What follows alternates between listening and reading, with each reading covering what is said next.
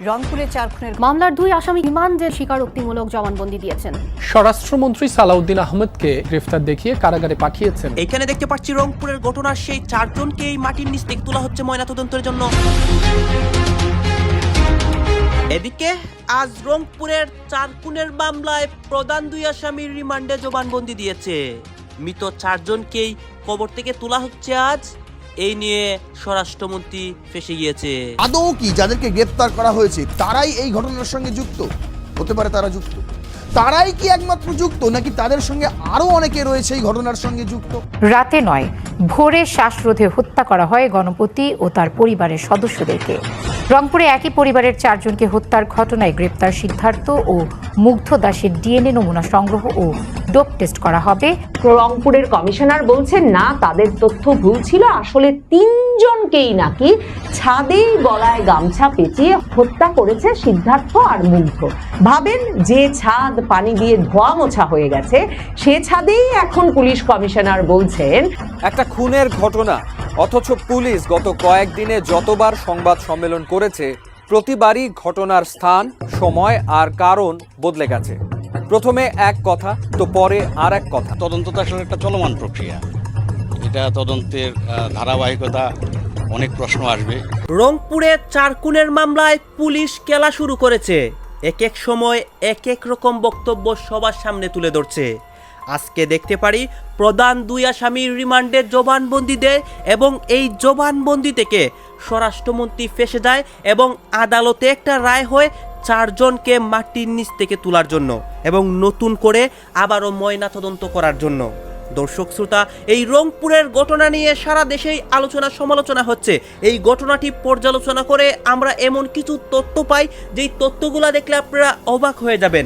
সব কিছুই আপনাদের সামনে এক এক করে উন্মোচন করব এবং এই ঘটনার গোপন কিছু ক্লিপ আছে, সেইগুলো ভিডিওর কোনো অংশে দেখাবো। আপনারা এই সম্পূর্ণ ভিডিও ধারাবাহিকলি দেখবেন।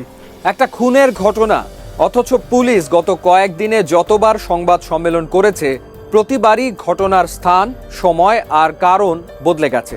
প্রথমে এক কথা, তো পরে আর এক কথা। রংপুরের মতো একটা জেলা শহরে সাবেক এক স্কুল শিক্ষক সহ তাঁর পরিবারের 4 জন মানুষকে এমন নির্মমভাবে হত্যার পর পুলিশের এমন এলোমেলো বক্তব্যে হতবাক পুরো দেশ। সাধারণ মানুষের মনে একটাই প্রশ্ন, আসলে ওই রাতে ওই বাড়িতে কি হয়েছিল আর পুলিশ কেন বারবার তাদের বয়ান বদলাচ্ছে? আজকে আমরা এক এক করে জানবো এই চাঞ্চল্যকর 4 খুনের পেছনের আসল রহস্য আর পুলিশের বক্তব্যে এত অসঙ্গতির কারণ। ঘটনাটা গত 21শে অগাস্টের রংপুরের দাসপাড়া মাছুয়াপাড়া এলাকার একটি বাড়ি থেকে উদ্ধার করা হয় অবসরপ্রাপ্ত শিক্ষক গণপতি চক্রবর্তী, তার স্ত্রী প্রীতিলতা চক্রবর্তী, মেয়ে আগামী চক্রবর্তী এবং ছোট ছেলে আয়ুষের মরদেহ।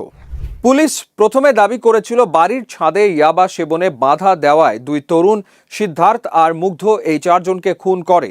কিন্তু গন্ডগোলটা বাঁধল ঠিক এখানেই। শুরুতে পুলিশ বলেছিল 12 বছরের ছোট ছেলেটাকে ঘুমন্ত অবস্থায় খুন করা হয়েছে, কিন্তু কিছুদিন পর পুলিশ কমিশনার সাহেব নতুন সংবাদ সম্মেলনে বললেন, না, বাচ্চাটা ঘুমিয়েছিল না, সে ঘুম থেকে উঠে খুনিকে চিনে ফেলেছিল বলেই তাকে মারা হয়। শুধু কি তাই, খুনের কারণ নিয়েও এলো নতুন মোড়। প্রথমে বলা হলো শুধু ইয়াবা সেবনে বাধা দেওয়াই কারণ।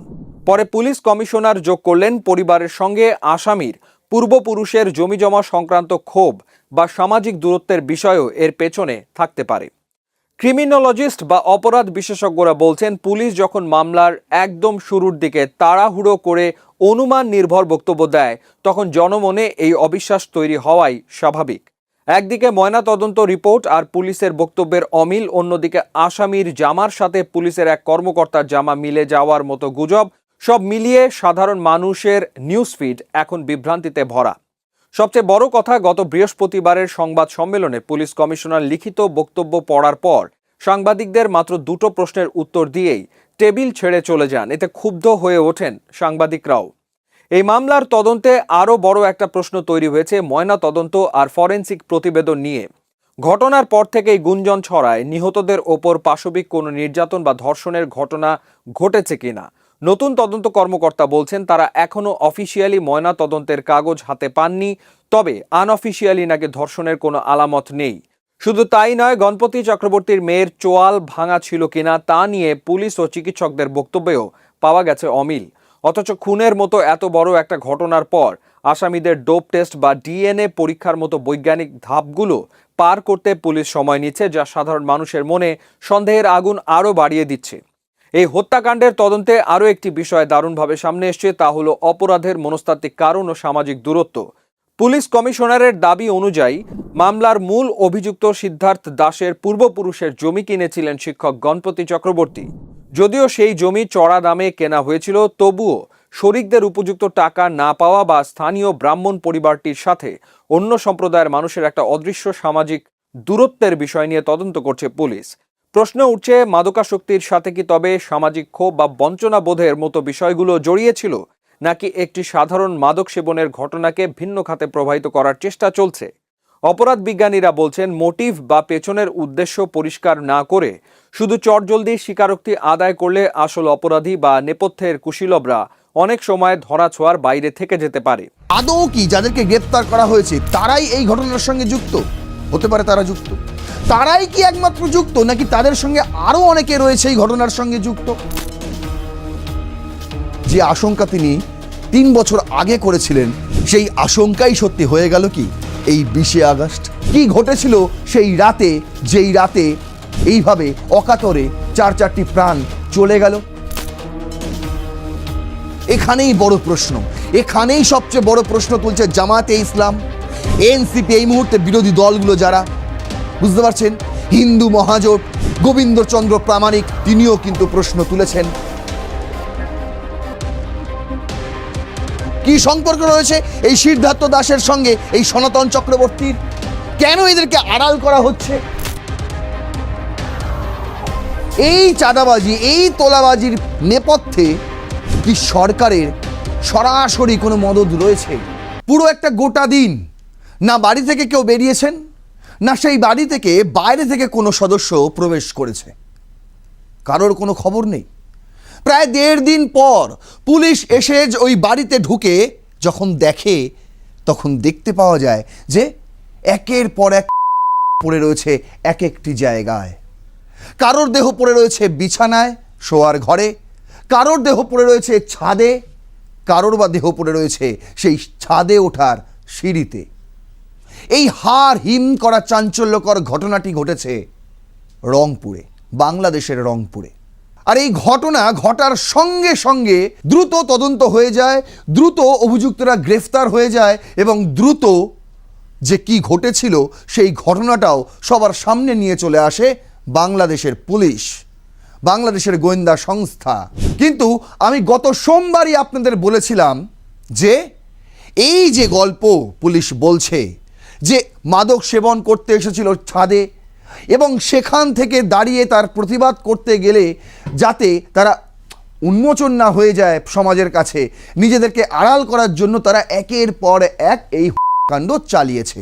আর এই ঘটনাকে কেন্দ্র করে পুলিশ যে গল্পটা সাজিয়েছে সেটা পরিবারের সদস্যরাই বিশ্বাস করছে না। বুঝতে পারছেন, ভেতরে রয়েছে অনেক গভীর কোনো ষড়যন্ত্র। আরও অনেক তদন্ত করতে হবে। যদি না করতে হতো তাহলে এই মুহূর্তে এই ঘটনাকে কেন্দ্র করে গোটা বাংলাদেশ উত্তাল হতো না। কে নেই বিক্ষোভে? জামাতে ইসলাম থেকে শুরু করে এনসিপি। কে নেই বিক্ষোভে? সুজন থেকে শুরু করে হিন্দু মহাজোট, প্রতিটি সংগঠন এই ঘটনার নিন্দে প্রকাশ করছে এবং এই মুহূর্তে বিএনপির তারেক সরকারের বিরুদ্ধে তারা একের পর এক হুঁশিয়ারিও দিচ্ছে। আদৌ কি যাদেরকে গ্রেপ্তার করা হয়েছে তারাই এই ঘটনার সঙ্গে যুক্ত? হতে পারে তারা যুক্ত। তারাই কি একমাত্র যুক্ত, নাকি তাদের সঙ্গে আরও অনেকে রয়েছে এই ঘটনার সঙ্গে যুক্ত, নাকি পুরো গল্পটাই অন্য? কোনটা? পুরো বিষয়টাই আজকে আপনাদের সামনে তুলে ধরবো। শেষ পর্যন্ত দেখুন, একদম জলের মতন পরিষ্কার হয়ে যাবে পুরো ঘটনাটা। চলুন শুরু করছি রণক্ষেত্র।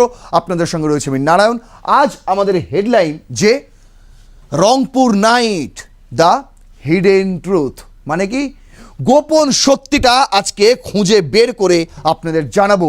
এর নেপথ্যে আসলে কি কারণ রয়েছে, যে কারণে অকালে ঘুমের মধ্যে, ভাবুন রাত 2:30 নাগাদ, সেই সময় প্রতিটা মানুষ ঘুমায়, সেই সময় কি করে অকাতরে প্রাণগুলো চলে গেল এই 4 জনের, সেটাই আজকের এই এপিসোডে খোলসা করব। দেখুন, প্রথম স্লাইডেই আমি রেখেছি যে ঘটনাটা ঠিক কি ঘটেছিল। গত 13ই আগস্ট এই খবর ছাপে দ্য ডেইলি স্টার বাংলা, যেখানে হেডলাইন ছিল রংপুরে ঘর থেকে সাবেক মানে প্রাক্তন স্কুল শিক্ষক ও স্ত্রী ও 2 ছেলে মেয়ের উদ্ধার। কি বলছে? রংপুর নগরীতে তালাবদ্ধ একটি বাড়ি থেকে অবসরপ্রাপ্ত স্কুল শিক্ষক, তার স্ত্রী ও ছেলে মেয়ে সহ 4 জনের মরদেহ উদ্ধার করেছে পুলিশ। শনিবার রাত 11টার দিকে নগরীর দাসপাড়া, এখানে দেখুন, ভালো করে দেখুন, বলা হচ্ছে শনিবার রাত 11টার দিকে নগরীর দাসপাড়া মাছুয়াপাড়া এলাকা থেকে 4 জনের এই উদ্ধার হয় এবং বাড়ি থেকেই উদ্ধার হয়। এই হচ্ছে সেই বাড়ি। কি বলছে? রংপুর মেট্রোপলিটন কোতোয়ালি থানার ভারপ্রাপ্ত কর্মকর্তা OC Nazmul Kader The Daily স্টারকে এ তথ্য নিশ্চিত করেছেন। আর অন্যদিকে নিহতরা হলেন কে? রংপুরের জিলা স্কুলের অবসরপ্রাপ্ত শিক্ষক গণপতি চক্রবর্তী, বয়স 65। তিনি অবসরপ্রাপ্তের পর এই মুহূর্তে হোমিওপ্যাথির চিকিৎসা করতেন। আর তার স্ত্রী প্রীতিলতা চক্রবর্তী, তার বয়স 50। মেয়ে আগামী বা প্রার্থী চক্রবর্তী, তারও বয়স 9 করে 23। এবং ছেলে প্রিয়ম চক্রবর্তী, তারও বয়স হচ্ছে 12। এই ছবিটা আপনারা দেখছেন, এই ছবিটাই কিন্তু ভাইরাল হয়েছে, কিন্তু এই ছবিটাও এই ঘটনার বেশ কয়েক বছর আগের ছবি। সেই কারণে এখানে ছেলেটিকে অনেক বাচ্চা লাগছে, আর সেই কারণেই আমরা তাকে ব্লার করে দিয়েছি। দেখতে পাচ্ছেন, এই হচ্ছে সেই ছবি। দেখতে পাচ্ছেন, এখানেই রয়েছে গণপতি চক্রবর্তীর কোলে ছেলে প্রিয়ম, ডান পাশে মেয়ে আগামী বা প্রার্থী, আর বায়ে স্ত্রী প্রীতিলতা চক্রবর্তী। এরা কেউই আর এই পৃথিবীতে নেই। কেন? কি হয়েছিল তাদের সঙ্গে? কি ঘটেছিল সেই রাতে, যেই রাতে এইভাবে অকাতরে 4টি প্রাণ চলে গেল? চলুন তাহলে একটু খতিয়ে দেখা যাক। প্রথমত পুলিশ কি বলছে? বিবিসি বাংলা করেছে যে রংপুরে 4 জনকে খুন করে বাসায় বসেই খেজুর শশা খেয়েছে খুনিরা, বলছে police. Police commissioner Mohammad Abdul মাবুদ সংবাদ সম্মেলন করে বলেছেন, গণপতি চক্রবর্তী সম্মানিত মানুষ ছিলেন এবং কারো সঙ্গে তার কোনো বিবাদ ছিল না। তাকে ও তার পরিবারের সদস্যদের হত্যাকাণ্ডের বিস্তারিত তথ্য তারা অত্যন্ত অল্প সময়ের মধ্যে তথ্য উদ্ঘাটন করতে সক্ষম হয়েছেন বলে তিনি জানান। এখানেই হচ্ছে সন্দেহটা জাগে। প্রথমত তিনি বলছেন যে তিনি খুব সজ্জন ব্যক্তি ছিলেন এবং তার সঙ্গে কোনো মানুষের কোনো বিবাদ ছিল না। আর যদি তাই হয় তাহলে এই ধরনের ঘটনা কি করে এত অল্প সময়ের মধ্যে সব তথ্য উদ্ঘাটন করে ফেলল পুলিশ?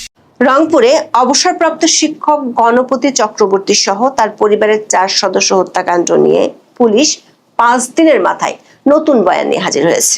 22 আগস্ট রাতে হত্যাকাণ্ডের বিষয়টি জানাজানি হওয়ার পর সুপারসনিক গতিতে পরদিনই পুলিশ 2 জনকে গ্রেপ্তার করে এই আলোচিত 4 হত্যাকাণ্ড নিয়ে বেশ কিছু তথ্য হাজির করেছিল, যেগুলো নিয়ে জনমনে ব্যাপক সন্দেহ আর অবিশ্বাস দেখা দিয়েছিল। 27 আগস্ট রংপুর মহানগরের পুলিশ সুপার আব্দুল মাবুদ নতুন করে দাবি করেছেন, ভোরে নয় দিনের আলোতে, আবার সিঁড়িতে নয় ছাদে হত্যা করা হয়েছে গণপতি, তার স্ত্রী ও কন্যাকে। পুলিশের আগের দাবি ছিল গণপতির ছেলেকে ঘুমন্ত অবস্থায় হত্যা করেছিল, কিন্তু এখন বলছে চিনে ফেলায় হত্যা করা হয়েছে। অবশ্য পুলিশ কমিশনারের এসব নতুন ব্যাখ্যায় সাংবাদিকরা সন্তুষ্ট হতে পারেননি। সে কারণে তারা কিছু প্রশ্ন রেখেছিলেন তার কাছে। কিন্তু পুলিশের নতুন বয়ানের অসঙ্গতি ও তদন্ত নিয়ে সাংবাদিকদের প্রশ্নের কোনো জবাব না দিয়ে সংবাদ সম্মেলন থেকে সরে পড়েছেন কমিশনার। প্রশ্ন হলো, পুলিশ কমিশনার এত সুপারসনিক গতিতে 2 জনকে গ্রেপ্তারের পর, তাদের কাছ থেকে তথ্য পাওয়ার পরও কেন সাংবাদিকদের প্রশ্নের মুখোমুখি হতে ভয় পেলেন? আবার যাদেরকে ধরা হয়েছে তাদেরকে মাদকাসক্ত বলে দাবি করলেও ঘটনার 7 দিন পার হয়ে গেলেও পুলিশ এখনো তাদের ডোপ টেস্টের জন্য আবেদনই করেনি। অথচ ইয়াবা বা ম্যাথামফেটামিনের টেস্ট যেখানে 72 ঘন্টার মধ্যে করতে হয়, সেখানে পুলিশ কোনো ধরনের ডোপ টেস্ট ছাড়াই ইয়াবা সেবীদের খুনের বয়ান এখনো শুনিয়ে যাচ্ছে। আবার নিহত 4 জনের ময়নাতদন্ত রিপোর্ট আমাদের হাতে, যেখানে তাদের উপর নির্যাতনের কথা বলা আছে। প্রশ্ন হলো, কয়েক মিনিটের মধ্যে 8টি ইয়াবা সেবন করেছেন এমন ব্যক্তি এমন ভয়াবহ নির্যাতন কি করতে পারে? অবশ্য 27 আগস্ট পুলিশ খুনের মোটিভ হিসেবে নতুন তথ্য যোগ করেছেন। পুলিশ কমিশনার বক্তব্যে ইঙ্গিত মিলছে জমি সংক্রান্ত বিরোধ আর কাস্ট কিলিং হতে পারে এই হত্যাকাণ্ড, কিন্তু সেই ইঙ্গিত হত্যাকাণ্ডগুলো ছাদে না সিঁড়িতে, রাতের আধারে না দিনের আলোর ঘটার মতো অনুমান নির্ভর পুলিশি বয়ান। প্রশ্ন হলো, এত নৃশংস আর চাঞ্চল্য সৃষ্টি করা হত্যাকাণ্ডগুলো নিয়ে পুলিশ কমিশনার কেন এখনো অনুমান নির্ভর বয়ান নিয়ে হাজির হচ্ছে? বিস্তারিত জানতে চলুন যাওয়া যাক বিশ্লেষণে।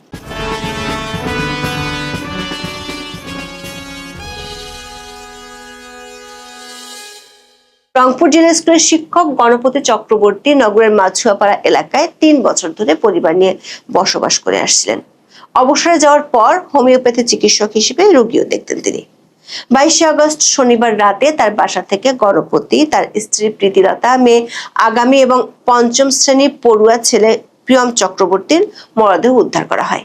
4 জনকে হত্যার এই ঘটনায় রোববার নিহতের বড় ভাই গোপীনাথ চক্রবর্তী বাদী হয়ে কোতোয়ালি থানায় অজ্ঞাত পরিচয় আসামিদের বিরুদ্ধে হত্যা মামলা দায়ের করেন।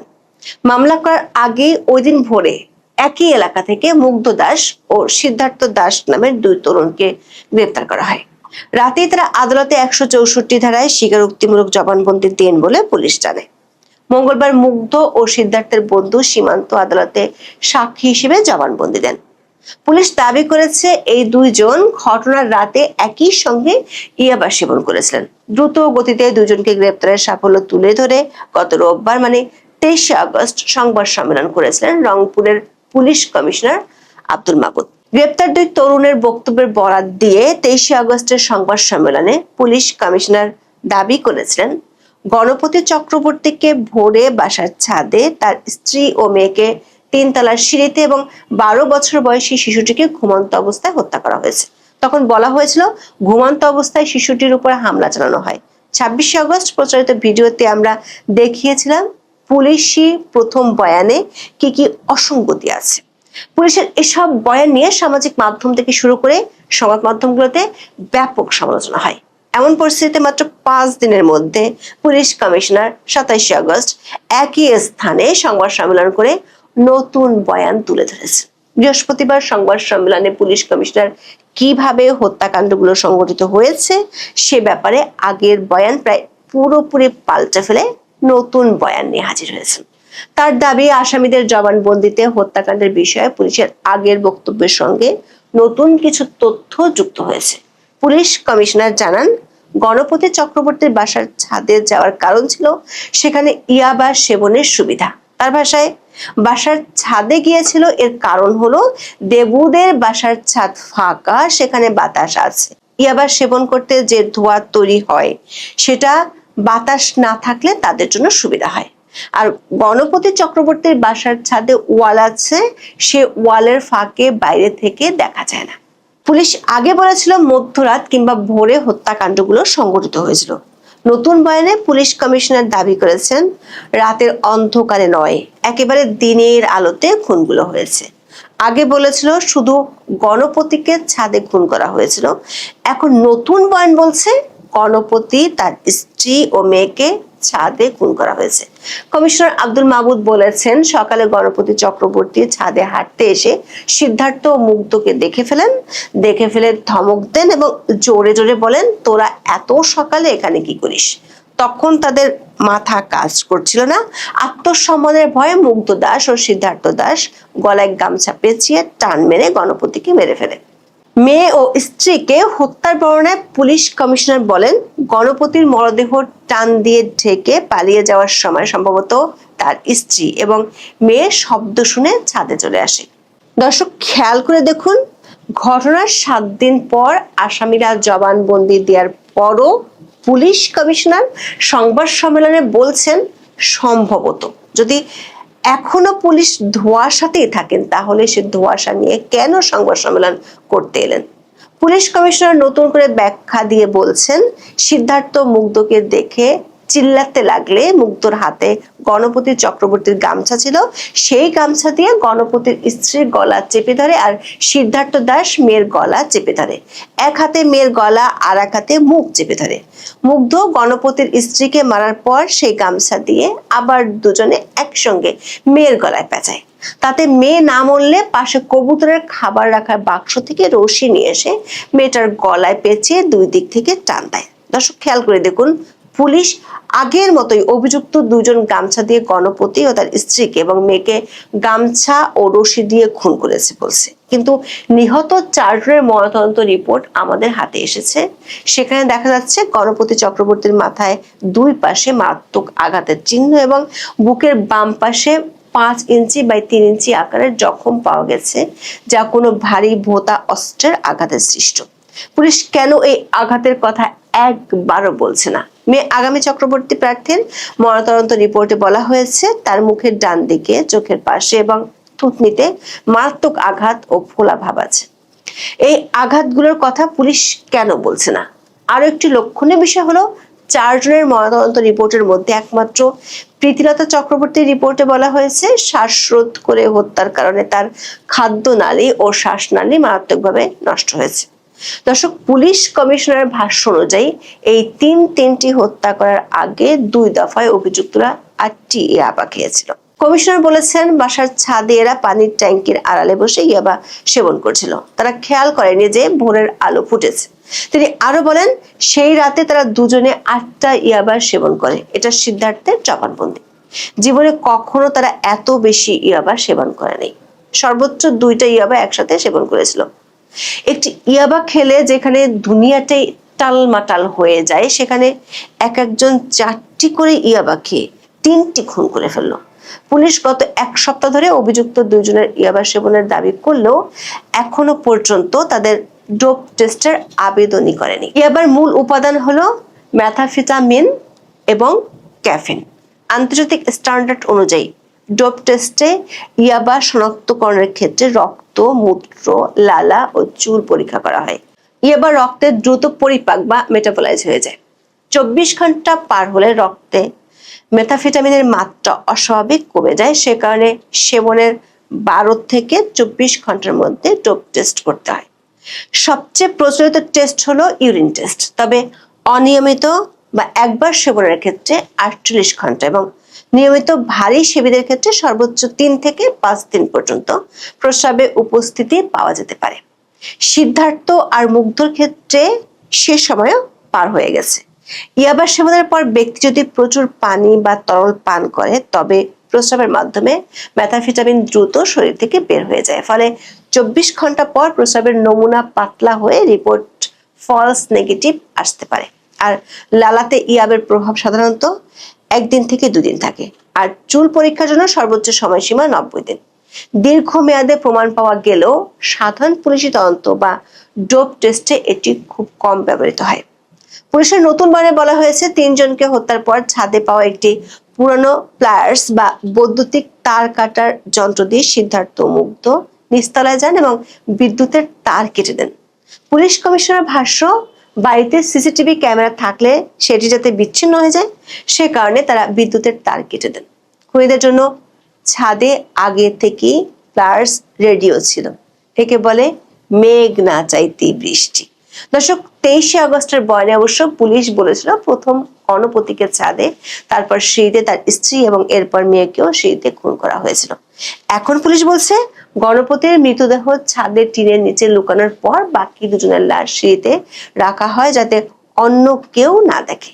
পুলিশের এই নতুন বয়ানে আরো একটি প্রশ্ন উঠে এসেছে। যদি ছাদে 3 জনকে হত্যা করা হয় তাহলে অপরাধ স্থল হিসেবে ছাদটা খুব সংরক্ষিত স্থানীয় হওয়ার কথা, কিন্তু 26শে আগস্ট ট্যাঙ্কির পানিতে পুরো ছাদটি ভেসে গেছে।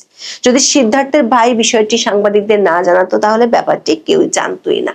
তবে পুলিশের ভাষায় ভুল করে মোটরের সুইচ টেপায় এমন পরিস্থিতি হয়েছে। কিন্তু প্রশ্ন হলো, যেখানে গত শনিবার থেকে পুলিশ ছাড়া আর কেউ নেই সেখানে পুলিশ এত বড় ভুল কিভাবে করলো?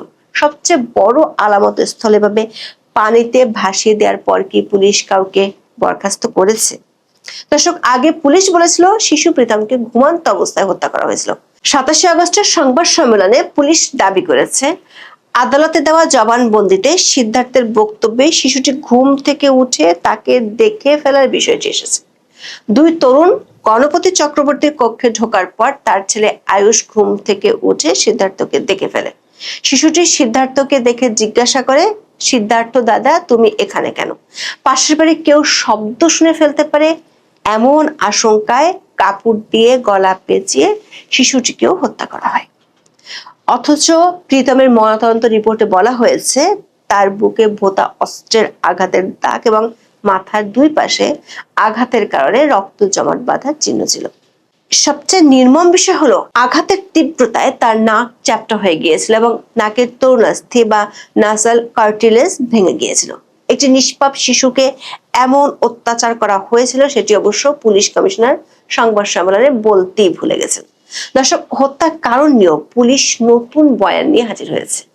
দৈনিক প্রথম আলোর প্রতিবেদনে বলা হয়েছে, হত্যার কারণ নিয়ে আগের বক্তব্য থেকে ভিন্ন তথ্য দিয়েছেন পুলিশ কমিশনার। গত রোববার তিনি বলেছিলেন, বাসার ছাদে ইয়াবা সেবনে বাধা দেওয়াকে কেন্দ্র করে ক্ষুব্ধ হয়ে দুই তরুণ হত্যাকাণ্ড ঘটিয়েছেন।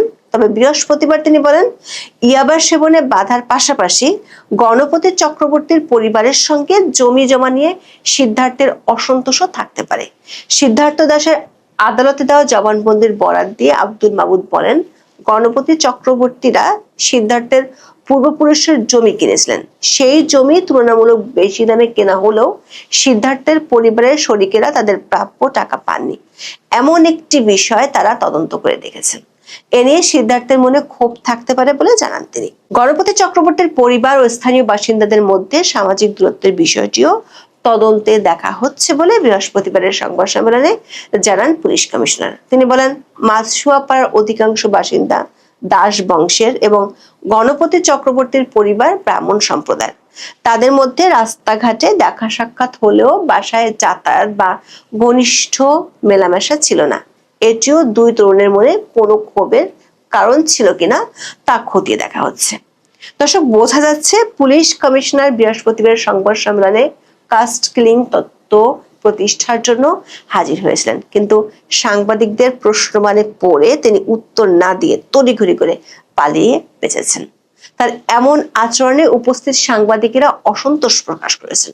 সংবাদ সম্মেলনের রেওয়াজ হলো আয়োজকের বক্তব্য শেষে সাংবাদিকদের প্রশ্নের উত্তর দেওয়া, কিন্তু কমিশনার বক্তব্য শেষে সাংবাদিকেরা প্রশ্ন করতেই আনুষ্ঠানিকভাবে সংবাদ সম্মেলন শেষ না করেই উঠে চলে যান। দর্শক, এই চাঞ্চল্যকর হত্যাকাণ্ডের তথ্যের গরমিল রয়েছে। পুলিশ আগে যে তথ্য দিয়েছিল বাস্তবে মাঠের তথ্যের সঙ্গে সাংবাদিকরা মিল খুঁজে পাচ্ছে না। সব মিলিয়ে পুলিশের বয়ানে হত্যার সময়, ধরন, আলামত, শিশুটিকে হত্যার পরিস্থিতি ও ঘটনাস্থলে বিদ্যুৎ সংযোগ নিয়ে তদন্ত তো আসলে একটা চলমান প্রক্রিয়া। এটা তদন্তের ধারাবাহিকতা, অনেক প্রশ্ন আসবে।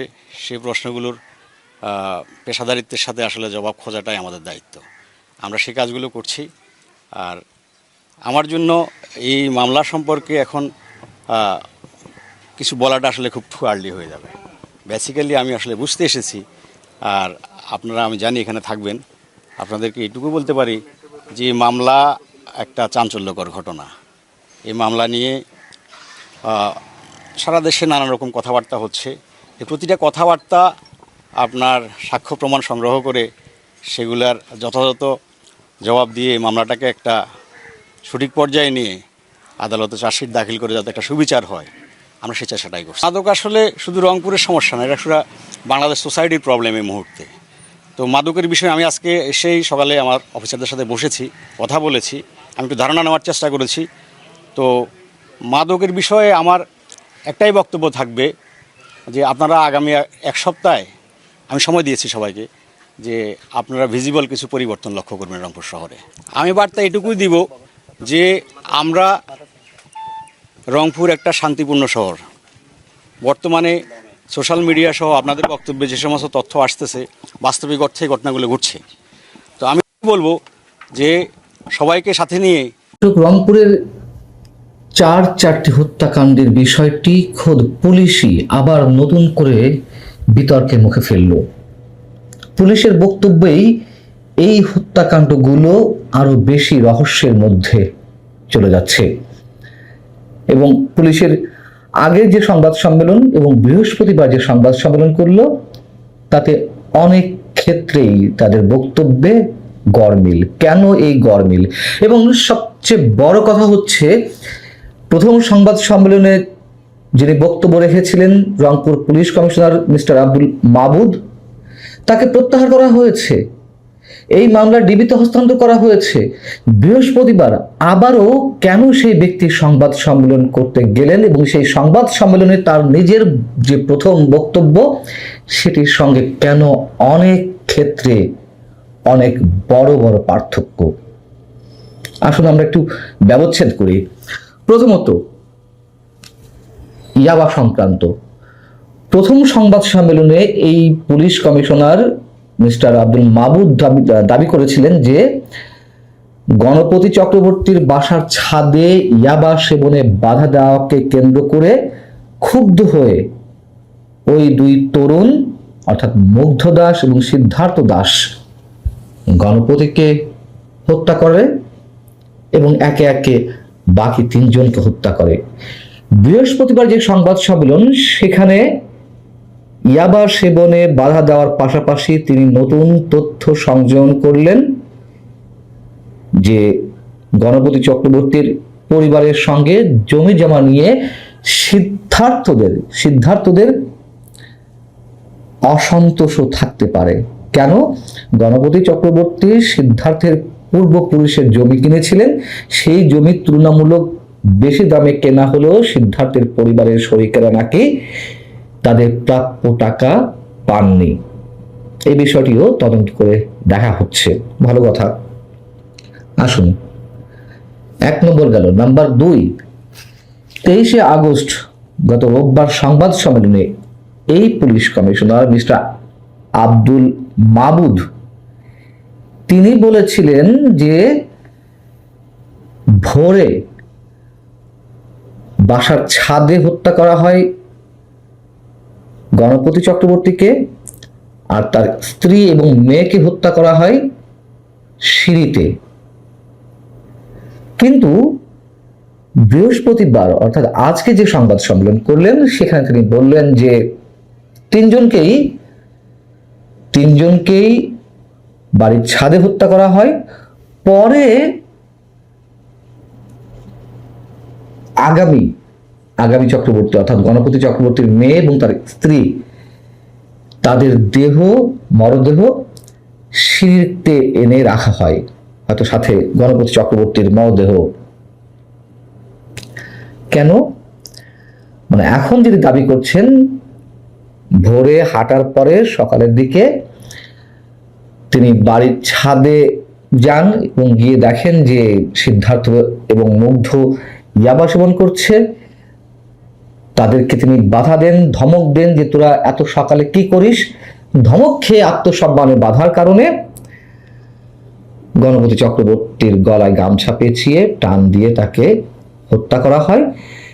এবং তার চিৎকার শুনে তার স্ত্রী এবং কন্যা যখন চলে আসে ছাদে, তাদেরকেও দুজন মিলে হত্যা করে ফেলে। কেউ কিচ্ছু শুনলো না, কোনো চিৎকার দিল না, সবাই নীরবে মৃত্যুকে মেনে নিল। ভালো কথা। এবার তাদের যে শিশু 12 বছরের শিশু ছিল, প্রথম সংবাদ সম্মেলনে দাবি করা হয়েছিল যে শিশুটিকে ঘুমন্ত অবস্থায় হত্যা করা হয়।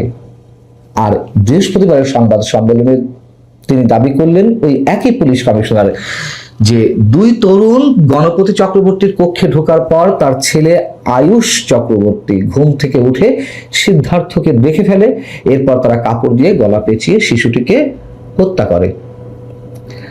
আবার আরো আসুন, এবার ঘটনার সময় নিয়েও নিজের বক্তব্যে পার্থক্য। প্রথম সংবাদ সম্মেলনে পুলিশ কমিশনার আব্দুল মাবুদ দাবি করেছিলেন যে হত্যাকাণ্ডগুলো ঘটানো হয় ভোর রাতে, কিন্তু মাত্র 3-4 দিন পরে এসেই তিনি দাবি করলেন বৃহস্পতিবার যে হত্যাকাণ্ডগুলো ঘটানো হয়েছে সকালে, অর্থাৎ গণপতি চক্রবর্তী হাঁটাহাঁটি শেষ করে সকালের দিকে বাড়ির ছাদে ওঠেন। এবং এই কথা কেন তিনি বললেন, তার কারণ এরই মধ্যে আরেকটি বিষয় নিয়ে গুঞ্জন শুরু হয়েছে, বিতর্কের সৃষ্টি হয়েছে। সেটি হচ্ছে ওই দিন ভোর 5:30টার দিকে নাকি গণপতি চক্রবর্তীর মেয়ে আগামী চক্রবর্তী তার এক বন্ধুকে মোবাইলে মেসেজ পাঠিয়েছিল যে সব জায়গায় কারেন্ট থাকলেও তাদের বাসায় নেই, অর্থাৎ তখনও তারা জীবিত ছিল। এবং ঘটনাগুলো পরবর্তীতে এসে নিশ্চয় ঘটেছে, এই কারণে সকালের বিষয়টি এখানে নিয়ে আসা হয়েছে। এবং এখানে আরো খেয়াল করুন, খুবই সিগনিফিক্যান্ট একটি বিষয়, বিদ্যুৎ সংযোগ বিচ্ছিন্নের ক্ষেত্রে বৃহস্পতিবার সংবাদ সম্মেলনে পুলিশ কমিশনার দাবি করলেন যে মুগ্ধ সিদ্ধার্থ দুজনে মিলে মিটারের লাইন কেটে দিয়েছিল যাতে সিসিটিভি থাকলে তা বন্ধ হয়ে যায়। অথচ উদ্ধার কাজ চালানোর রাতে, অর্থাৎ গত শনিবার রাত 1টার সময় যখন উদ্ধার কাজ চালানো হয়, তখন স্থানীয় ইলেকট্রিশিয়ান উজ্জ্বল কুমার বর্মন পিলারে উঠে দেখতে পেয়েছিলেন যে সেখানে বিদ্যুৎ লাইন বিচ্ছিন্ন। সেদিন উজ্জ্বল নিজে দেখলেন এবং সেটি গণমাধ্যমে এসেছে তার বক্তব্য সহ যে বিদ্যুৎ লাইন বিচ্ছিন্ন। আর হত্যাকাণ্ডগুলো ঘটানোর পরে সিসিটিভি ক্যামেরায় যাতে না দেখা যায় এই জন্য নাকি মিটারের লাইন বিচ্ছিন্ন করে দিয়েছিল। তাহলে কখন? সকালে। এর সাথে আরো খেয়াল করুন, গণপতি চক্রবর্তীর মেয়ে আগামী চক্রবর্তী যখন তার বন্ধুকে মেসেজ দিচ্ছে যে সব জায়গায় কারেন্ট আছে শুধু তাদের বাসায় নেই, তার মানে কি? ভোর 5:30টায়, তার মানে আগে থেকেই বিদ্যুৎ সংযোগ বিচ্ছিন্ন করে দেওয়া হয়েছিল, হত্যাকাণ্ডের পরে সিসিটিভির ভয়ে নয়। নাম্বার 6, গত 2 দিন আগে এই মানুষগুলোর যে পোস্টমর্টেম হলো, সেই পোস্টমর্টেমের সঙ্গে সংশ্লিষ্ট ডোম একটি বিশেষ সাক্ষাৎকারে বলল, কেউ একজন গোপন ক্যামেরায় ধারণ করেছিল এটি, যে আগামী চক্রবর্তী এবং তার মায়ের যৌনাঙ্গে স্পার্ম পাওয়া গেছে এবং ডাক্তার বলেছে তাকে নাকি এটি কাউকে না বলতে। কেন ডাক্তার নিষেধ করেছিল? কেন ডোম এসব কথা বলতে চাননি সবার সম্মুখে? আমরা ডোমের কথা না হয় উড়িয়েই দিলাম। পুলিশ এবং চিকিৎসক কি বলছেন? পোস্টমর্টমের দায়িত্বে থাকা চিকিৎসক তারা বলছে যে ময়নাতদন্তের প্রতিবেদন ও পরীক্ষার ভিত্তিতে পুলিশ স্পষ্ট করা হচ্ছে যে তাদেরকে ধর্ষণের কোনো আলামত পাওয়া যায়নি। আচ্ছা, বেশ ভালো কথা, আলামত পাওয়া যায়নি, কিন্তু সেগুলোর ডিএনএ টেস্টের জন্য ল্যাবে পাঠানো হয়েছে। সিআইডির এক কর্মকর্তা তিনি জানিয়েছেন একটি টিভি চ্যানেলকে যে ভিকটিমের কোনো নমুনাই এখনো পর্যন্ত ল্যাবে পাঠানো হয়নি। কেন ল্যাবে পাঠানো হয়নি? কেন এইসব পরীক্ষা নিরীক্ষার আগেই আগাম সব কথাবার্তা বলা হচ্ছে? সব শেষ। গত বুধবার রাতে আমরা দেখলাম যে সিদ্ধার্থের ভাই পাগলের মতো কান্নাকাটি করছে আর দাবি করছে যে এই বাড়িতে হত্যাকাণ্ডে সব ধরনের আলামত ধুয়ে মুছে ফেলা হয়েছে। ওই বাড়ির পানির মোটর চালিয়ে সব ধুয়ে মুছে ফেলা হয়েছে। পুলিশ বলছে না, এমন কোনো ষড়যন্ত্র করা হয়নি। ওইখানে দায়িত্বরত পুলিশ সদস্যরা লাইটের সুইচ চাপতে গিয়ে মোটরের সুইচ চাপ দিয়ে ফেলেছে এবং মোটর চালু হয়ে যাওয়ার কারণে পানির ট্যাঙ্ক উপচে পানি পড়ে ছাদে ভেসে গেছে। আচ্ছা, পানি উপচে, পানি তো নিশ্চয়ই সম্পূর্ণটা ভরা ছিল না, ভরা থাকার কথা নয়। খুব স্বাভাবিকভাবেই লাস্ট যখন মোটরটি চালানো হয়েছিল তখন নিশ্চয়ই কিছু না কিছু ব্যবহার করা হয়েছিল। এবং হত্যাকাণ্ড গুলো ঘটার পরে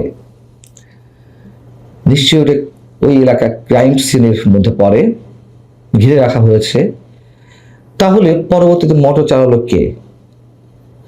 আর যখন পুলিশ সদস্য লাইটের সুইচ ভেবে মোটরের সুইচে চাপ দিলেন, তখন তো বোঝার কথা যে ওটা নিশ্চয়ই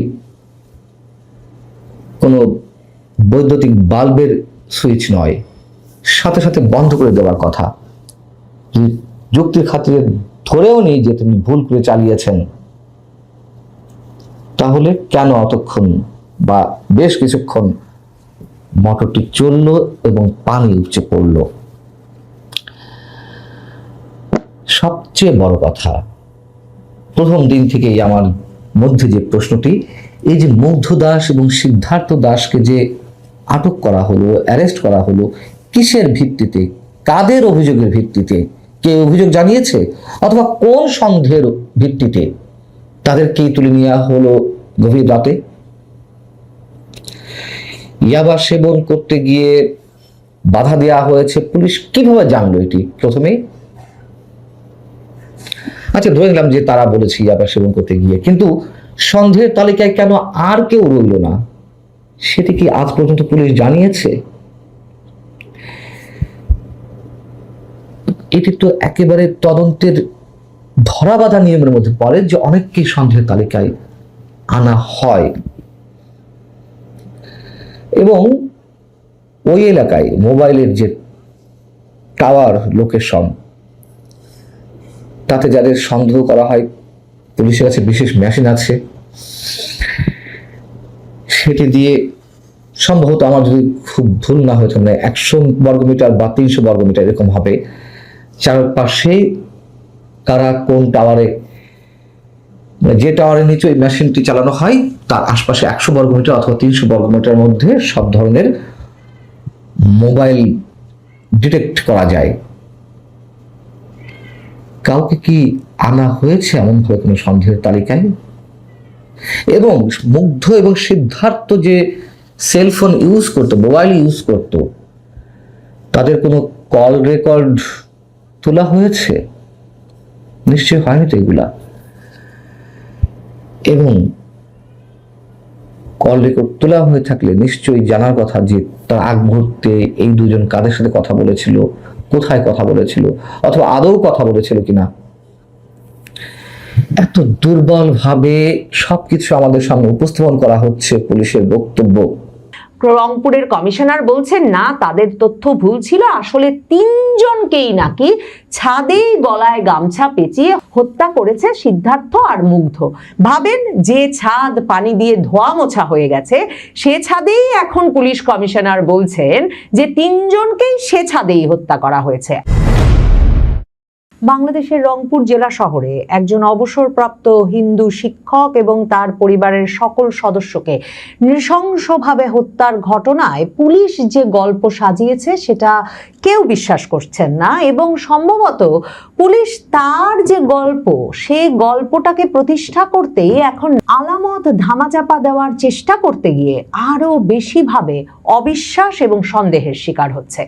রংপুরে এই ঘটনাক্রম, স্থান, কাল কি ঘটেছিল এই নিয়ে যখন বৃহস্পতিবারে আবারও পুলিশ কমিশনার আব্দুল মাবুদ একটা নতুন গল্প উপস্থাপন করেছেন সংবাদ মাধ্যমের সামনে, কিন্তু এই গল্পেও এত ফাঁক আর আগের গল্পের সাথে এত পার্থক্য যে সাংবাদিকরা তাকে যেসব প্রশ্ন করতে গিয়েছিলেন সেসব কোনো প্রশ্নেরই উত্তর না দিয়ে তিনি তাড়াতাড়ি সংবাদ সম্মেলন ছেড়ে বেরিয়ে গেছেন।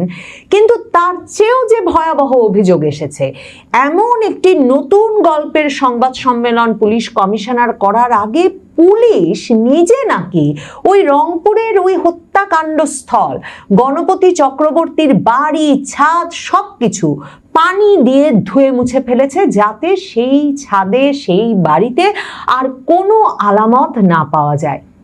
রংপুরের এই ভয়াবহ হত্যাকাণ্ড ঘটানোর জন্য পুলিশ দ্রুততম সময়ের মধ্যে যেই 2 তরুণকে গ্রেফতার করে ফেলেছে এবং বলেছে যে তারাই নাকি 13 থেকে 65 বছর বয়সী ওই 4 জন সুস্থ সবল মানুষকে হত্যা করে ফেলেছে শুধুমাত্র ইয়াবা সেবনে বাধাপ্রাপ্ত হওয়ায়।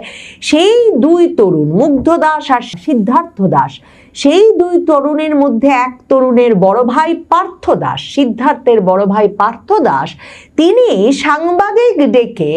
সাংবাদিকদের কাছে একথা ফাঁস করে দিয়েছেন যে রংপুরের ওই বাড়িটার ভেতরে পুলিশ পানি দিয়ে সব ধুয়ে মুছে ফেলছে, ছাদ থেকে রীতিমতো পানি গড়িয়ে পড়ছে, আর তিনি যাতে এ কথা কাউকে না বলেন যে পুলিশ ভেতরে আর ছাদে আলামত ধোয়া মোছার কাজ করছে, সে কারণে পুলিশ তাকে বিষয়টা চেপে যেতে বলেছিলেন। তিনি বলছেন যে তার যেহেতু আর কিছুই করার সামর্থ্য নাই, কাজেই যেসব সাংবাদিকেরা তাকে কার্ড দিয়ে গিয়েছিলেন তিনি অন্তত তাদেরকে ডেকে এনে ঘটনাটা জানান দিতে চেয়েছেন।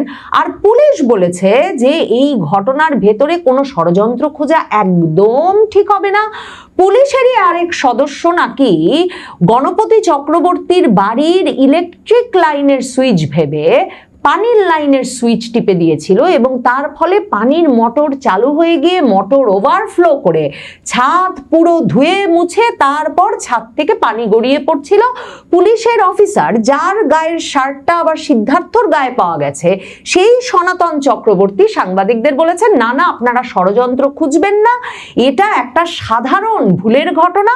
পুলিশ এমন ভুলই করলো যে ভুলে যে ছাদে পুলিশ প্রথম দিনেই বলল যে ইয়াবা খাচ্ছিল মুগ্ধ দাস আর সিদ্ধার্থ দাস, আর গণপতি চক্রবর্তী ওই ছাদে গিয়ে উপস্থিত হওয়ার পরেই মুগ্ধ দাস আর সিদ্ধার্থ দাস গলায় গামছা পেঁচিয়ে ওই শিক্ষককে হত্যা করে ফেলেছিল ছাদে। তার মানে প্রথম হত্যাকাণ্ড স্থলটির সকল আলামত যে মুছে গেছে, পানি দিয়ে ধোয়া মোছা হয়ে গেছে, সেটা পুলিশ স্বীকার করছে বটে, কিন্তু পুলিশ বলছে এই নিয়ে কোনো ষড়যন্ত্র চলবে না।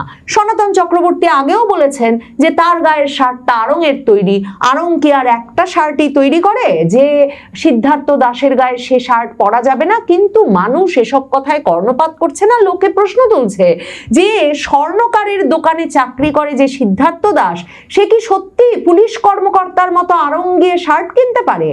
যাই হোক, এসব প্রশ্নে আর পুলিশের আরো ধামাচাপা দেওয়ার নানা চেষ্টায় যখন একেবারে সোশ্যাল মিডিয়া সরগরম, কারণ তার আগেই তো এই ঘটনার পর ময়না তদন্তে সাহায্য করেছেন যে ডোম, সেই ডোম সংবাদ মাধ্যমের সামনে এসে বলে দিয়েছেন, তার মানে জীবনকে ঝুঁকির মুখে ফেলে সাংবাদিকদের প্রশ্নের উত্তরে বলে দিয়েছেন যে তিনি ওই লাশগুলো কাটাছেঁড়া করবার সময় ওই গণপতি চক্রবর্তীর স্ত্রী এবং গণপতি চক্রবর্তীর মেয়ে দুজনের শরীর থেকেই তিনি বীর্যের আলামত সংগ্রহ করেছেন, মানে পুরুষের শুক্রাণুর আলামত সংগ্রহ করেছেন। ময়না তদন্তকারী চিকিৎসক বাবলু কিশোর বিশ্বাস বলছেন যে আসলে যেসব সোয়াব তারা পাঠিয়েছিলেন ল্যাবে, সেগুলোর থেকে ল্যাবে কোনো ধর্ষণের আলামত পাওয়া যায় নাই, কাজেই কোনোভাবেই যাতে সন্দেহ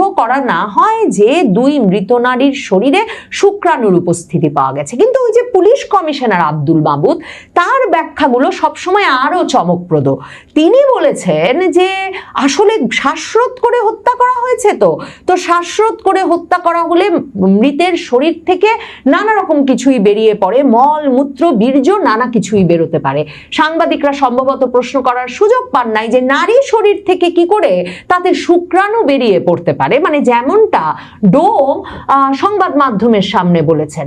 মানে বিপজ্জনক একটা পরিস্থিতি। পুলিশ কর্মকর্তার নাম সনাতন চক্রবর্তী, ময়না তদন্তকারী চিকিৎসকের নাম বাবলু কিশোর বিশ্বাস, তারাই সংবাদ মাধ্যমের সামনে এসে বলছেন ষড়যন্ত্র খুঁজবেন না, সন্দেহ করবেন না। কিন্তু এর মধ্যে ডোমের মুখে বলা ধর্ষণের আলামত খুঁজে পাওয়া গেছে এবং তাকে ময়না তদন্তকারী চিকিৎসক এসব ঘটনা চেপে রাখতে বলেছেন, সেটা ফাঁস হয়ে যাচ্ছে এমন কথা যে সিদ্ধার্থ দাসের ভাই পার্থ দাস হাতে নাতে যখন পুলিশকে ধরছে যে পুলিশ ছাদ এবং বাড়ি ধুয়ে মুছে সব আলামত, মানে সে আলামত হত্যার হোক ধর্ষণের হোক, এমনকি মনে করে দেখেন সামাজিক যোগাযোগ মাধ্যম সয়লাভ হয়ে গেছে এমন সব ছবিতেও যেখানে হত্যাকাণ্ড স্থলে রক্ত, এই নিহত ব্যক্তিদের গায়ে রক্তের ছবি পাওয়া যাচ্ছে, মানে তাদেরকে শুধুমাত্র গলায় ফাঁস দিয়ে হত্যা করলে কি এরকম রক্তাক্ত হতে পারে ঘটনাস্থল, এসব ছবিও আছে। মানে সন্দেহের পর সন্দেহ ছড়াচ্ছে সামাজিক যোগাযোগ মাধ্যম জুড়ে। তখন পার্থ দাসের ভাইকে পুলিশ আবার বলছে চেপে যেতে, যে তারা পানি দিয়ে ধুয়ে মুছে ফেলছে ঘটনাস্থল। পুলিশের পরিস্থিতিটা যখন এমন কঠিন, তখন রংপুরের পুলিশ কমিশনার আব্দুল মাবুদ নতুন গল্প নিয়ে হাজির হয়েছেন।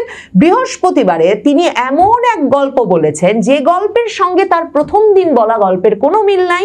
রংপুরের 4 খুনের হত্যার স্থান, সময়, কারণ সব সবকিছু পাল্টে ফেলেছেন তিনি বৃহস্পতিবার বলা গল্পে।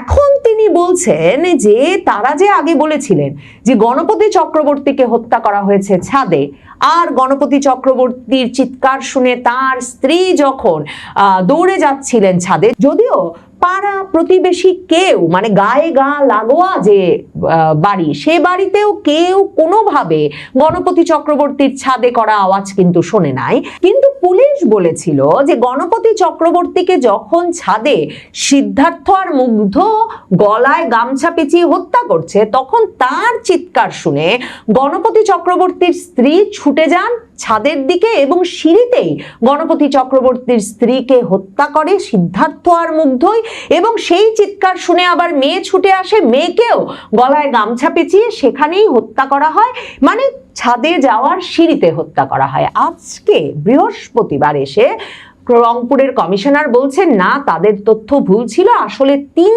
জনকেই নাকি ছাদেই গলায় গামছা পেঁচিয়ে হত্যা করেছে সিদ্ধার্থ আর মুগ্ধ।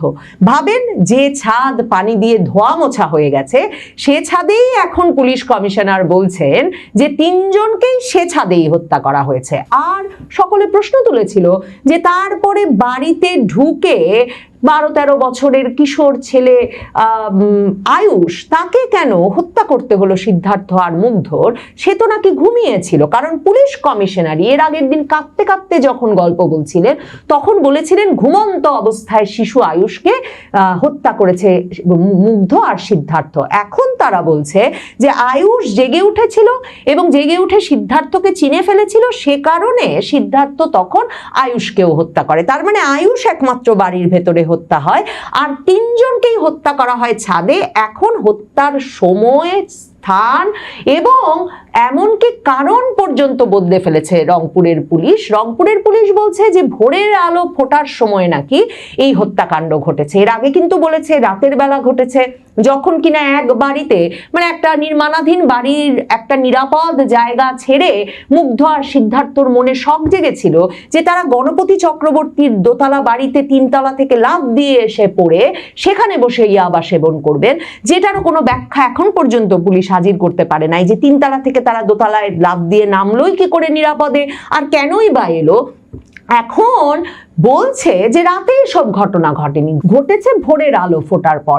তাহলে ভোরের আলো ফোটার পরে ঘটনা ঘটলে বিদ্যুতের সংযোগ কেন বিচ্ছিন্ন করতে হবে, সে প্রশ্ন আবারও জেগেছে সাধারণ মানুষের মনে এবং সাংবাদিকরা প্রশ্ন করতে চেয়েছিলেন। তবে আব্দুল মাবুদ কোনো প্রশ্নের উত্তর দেন নাই। তাড়াতাড়ি তার নতুন গল্পটা বলে তিনি আবারও তার কার্যালয়ে ঢুকে গেছেন। রংপুরের পুলিশ কমিশনার এর আগে বলেছিলেন শুধুমাত্র ইয়াবা সেবনে বাধা দেওয়াতেই 2 তরুণ মিলে 4 জনকে হত্যা করে ফেলেছে। তো কেউ বিশ্বাস করছিল না যে ইয়াবা সেবনে শুধু বাধা দেওয়াতেই এমন 4-4টি খুনের ঘটনা ঘটিয়ে ফেলা সম্ভব। কাজেই এখন জোরদার যে গল্প হাজির করেছেন রংপুরের পুলিশ কমিশনার, তিনি বলেছেন যে শুধুমাত্র যে এ কারণে তারা ক্ষুব্ধ হয়েছিল তাই নয়, গণপতি চক্রবর্তীর পরিবার আর স্থানীয় বাসিন্দাদের মধ্যে একটা সামাজিক দূরত্ব ছিল, কারণ এরা সবাই দাস সম্প্রদায়ের অন্তর্ভুক্ত আর গণপতি চক্রবর্তী ব্রাহ্মণ সম্প্রদায়ের। কাজেই তাদের মধ্যে রাস্তাঘাটে দেখা হলেও বাসায় যাতায়াত বা ঘনিষ্ঠ মেলামেশা ছিল না। এটা 2 তরুণের মনে ক্ষোভের কারণ হতে পারে। এরপরে আরেকটা কারণ বলেছেন আব্দুল মাবুদ কমিশনার, তিনি বলেছেন গণপতি চক্রবর্তীরা আসলে সিদ্ধার্থের পূর্বপুরুষের জমি কিনেছিলেন এবং সেই জমি তুলনামূলকভাবে বেশি দামে কেনা হলেও সিদ্ধার্থের পরিবারের শরিকেরা তাদের প্রাপ্য টাকা পাননি, এমন একটা বিষয় নিয়েও সিদ্ধার্থের মনে ক্ষোভ থাকতে পারে। আরো যেটা গুরুত্বপূর্ণ সেটা হচ্ছে এই পুলিশ কমিশনার আব্দুল মাবুদ কিন্তু প্রথম দিন বলেছিলেন যে এখন যেমন বলছেন মলমূত্র বীর্য সবই বেরিয়ে যেতে পারে শ্বাসরোধ করে হত্যা হলে, যদিও নারীর দেহ থেকে কিভাবে বীর্য বের হয় সে এক প্রশ্ন বটে, কিন্তু আগের দিন কিন্তু এই পুলিশ কমিশনার বলেছিলেন যে আগামী চক্রবর্তীর চোখ ছিটকে বেরিয়ে গেছে, কারণ শ্বাসরোধ করে হত্যা করলে নাকি চোখ বেরিয়ে যেতে পারে। এই প্রসঙ্গটাতে এখন পর্যন্ত ময়নাতদন্তকারী চিকিৎসক বা পুলিশকে পরবর্তীতে কিছু বলতে শোনা যায় নাই, কিন্তু সামাজিক যোগাযোগ মাধ্যমে এই আলাপ চলছে যে শ্বাসরোধ করে হত্যা করলে চোখ বেরিয়ে যেতে পারে, এর কোনো বৈজ্ঞানিক ভিত্তি থাকতে পারে না। যেই সীমান্ত দাসের বাড়িতে বসে প্রথম ইয়াবা খেয়ে এসে গণপতির বাড়িতে ইয়াবা খাবে বলে সিদ্ধান্ত নিয়েছিল সিদ্ধার্থ আর মুগ্ধ, সেই সীমান্ত দাসও কিন্তু গতকাল আদালতে জবানবন্দি দিয়ে দিয়েছেন এবং তারপর জানানো হয়েছিল, পুলিশের গোয়েন্দা শাখা ডিবির পরিদর্শক জানিয়েছিলেন, ডয়েচে ভ্যালে লিখছে যে সীমান্ত আদালতে যে বর্ণনা দিয়েছেন তা গ্রেফতার দুই আসামি মুগ্ধ ও সিদ্ধার্থের দেওয়া স্বীকারোক্তিমূলক জবানবন্দির সঙ্গে হুবহু মিলে গেছে। আসামিরা ঘটনার রাতে সীমান্তের বাসায় গিয়ে ইয়াবা সেবন করার যে তথ্য দিয়েছিলেন, সীমান্ত আদালতে একই কথা বলেছেন এবং আসামি দুজনের 164 ধারায় দেওয়া জবানবন্দি, পুলিশের কাছে দেওয়া জবানবন্দি, এসবের সঙ্গে কিন্তু এর মধ্যে সবচেয়ে বেশি আলোচনার জন্ম দিয়েছে আটককৃতদের একজনের গায়ের জামা আর একজন পুলিশ কর্মকর্তার গায়ের জামা হুবহু একই হওয়ার ঘটনা। কি করে সম্ভব? এখানেই বড় প্রশ্ন, এখানেই সবচেয়ে বড় প্রশ্ন তুলছে জামাতে ইসলাম, এনসিপি, এই মুহূর্তে বিরোধী দলগুলো যারা, বুঝতে পারছেন, হিন্দু মহাজোট, গোবিন্দচন্দ্র প্রামাণিক, তিনিও কিন্তু প্রশ্ন তুলেছেন। এই ঘটনার শেষ দেখে ছাড়া হবে। আর ওই পুলিশ কর্মকর্তা রংপুরের ডিভিডিসি সনাতন চক্রবর্তী, তিনি কি বলছেন? তিনি বিবিসি বাংলাকে বলেছেন এটি কাকতালীয়, কোইন্সিডেন্স, হতেই পারে, কি যায় আসে। বলছে আরং ব্র্যান্ডের ওই জামা রংপুরে আমি সহ আরও 200 জনের আছে। ভেবে দেখুন কি সুন্দর, মানে একটা পুলিশ তার যুক্তি শুনলেও ভালো লাগে। বলছে একই ধরনের শার্ট আরও অনেকেরই থাকতে পারে, এটিকে সামনে এনে ঘটনা ভিন্নভাবে প্রচারের চেষ্টা চলছে। একজন করতে পারে ঘটনা ভিন্নভাবে প্রচারের চেষ্টা, 2 জন করতে পারে, 3 জন করতে পারে, বুঝতে পারছেন? একের পর এক সংগঠন, একের পর এক সোশ্যাল মিডিয়া হ্যান্ডেল এই একই অভিযোগ কেন করছে মশাই? কেন করছে? বিভাগীয় তদন্ত করুন। কি সম্পর্ক রয়েছে এই সিদ্ধার্থ দাসের সঙ্গে এই সনাতন চক্রবর্তীর? কেন এদেরকে আড়াল করা হচ্ছে? আপনি বলবেন সবাই হিন্দু, তারপরেও এত কেন নাচানাচি করছেন? এখানে হিন্দু মুসলিমের বিষয় আসছে না। আমি আপনাদের আগেও বলেছি, এখনও বলছি, রণক্ষেত্রের এই প্ল্যাটফর্মে ধর্ম নিয়ে রাজনীতি করা হয় না, না ধর্ম নিয়ে কোনো খবর বলা হয়, বিশ্লেষণ করা হয়। এখানে খবরের ভেতরের খবর তুলে নিয়ে এসে আপনাদের সামনে তুলে ধরা হয়। আর ক্ষেত্রেও তাই আমি করতে চলেছি। অনেকে অনেকের সঙ্গে তুলনা টানেন, বুঝতে পারছেন, অনেকে অনেকের সঙ্গে তুলনা টানেন। এই ভিডিও, রণক্ষেত্রের এই ভিডিও বিভিন্ন জায়গা থেকে মানুষজন দেখেন, শুধু পশ্চিমবঙ্গ না, শুধু বাংলাদেশ না, ত্রিপুরা, আসাম, অন্যদিকে বিহার, উত্তরপ্রদেশ, তারাও কিন্তু হিন্দিতে ট্রান্সলেট করে দেখে। পাকিস্তান থেকেও ভিউয়ার্সরা দেখে ট্রান্সলেট করে, সৌদি থেকেও এই ভিডিও দেখা হয়। আমি আপনাদের একদিন সময় পেলে দেখাবো যে কোন কোন দেশ থেকে এই ভিডিও দেখে এবং তারা প্রশংসা করে কমেন্ট বক্সে এসে। অনেকে একটু এদিক ওদিক বাঁকাতারা কথাবার্তা বলে, কিন্তু তাতে কোনো যায় আসে না, কারণ আমরা সত্যের সন্ধানে কাজ করি, কাউকে নকল করি না, কারো দেখেও আমরা কোনো কিছু তুলে ধরার চেষ্টা করি না। অনেকে অনেকের সঙ্গে তুলনা করেন, আমি আবারও বলছি, অনেকে অনেকের সঙ্গে তুলনা করেন। একটু খোঁজ নিয়ে দেখলে দেখতে পারবেন হয়তো যাদের সঙ্গে আপনারা তুলনা টানছেন তারাই হয়তো এই রণক্ষেত্রের এপিসোডটাকেই প্রতিদিন ফলো করে, তারাই হয়তো এখান থেকেই জিস্ট নিয়ে, তথ্য নিয়ে তাদের নেক্সট ভিডিও কি করবে সেটা ভাবনা চিন্তা করে। আমি যাদের বলছি তারা নিশ্চয়ই বুঝতে পারছে এই কথাটা। এর থেকে বেশি বিস্তারিত বলার কোনো প্রয়োজন মনে করছি না। এবার আপনাদের দেখাচ্ছি মূল যে কারণটা যেটা আপনাদের জানা খুব প্রয়োজন। সবই হিন্দু, আমি মানলাম সবই হিন্দু, তারপরেও কেন পুলিশ একটা সিনেমার স্ক্রিপ্ট লিখে দিচ্ছে? আমি জানি না ওই সিদ্ধার্থ দাস, আমি জানি না ওই মুগ্ধ দাস আদৌ এই ঘটনার সঙ্গে যুক্ত কিনা। তাদের বাড়ির লোকজনেরা বলছে হ্যাঁ, ছেলেরা বকাটে ছেলেদের পাল্লায় পড়ে নেশাভ্রাণ করতে শিখেছিল, ঠিক আছে, তাই বলে তাদের এত সাহস হয়নি যে মানুষ খুন করবে, আর একটা দুটো নয়, একই সঙ্গে একই বাড়িতে একের পর এক, আর তারপর তারা দিব্য সেখানে ঘুমোবে, আবার নতুন করে স্নান করবে, নতুন করে ইয়াবা খাবে, শশা খাবে, খেজুর খাবে। এগুলো সম্ভবই নয়, তাদের বাড়ির লোকেরা বিশ্বাস করছে না। এ তো পাগল ছাড়া করা সম্ভব নয় কোনো সাধারণ মানুষের পক্ষে, আর তারা তো পাগল বলে পুলিশও বলছে না। ভাবুন তাহলে গল্পটা অ্যাকচুয়ালি কি?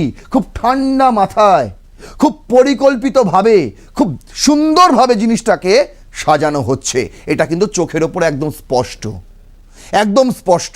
গল্পটা কিন্তু রয়েছে অন্য জায়গায়। প্রথমে আপনারা দেখুন, ডেইলি সান একটা খুব সুন্দর হেডলাইন করেছে, দারুণ হেডলাইন, ফাটিয়ে দিয়েছে। লিখছে এ ফ্যামিলিজ ফাইনাল হরিফিক নাইট।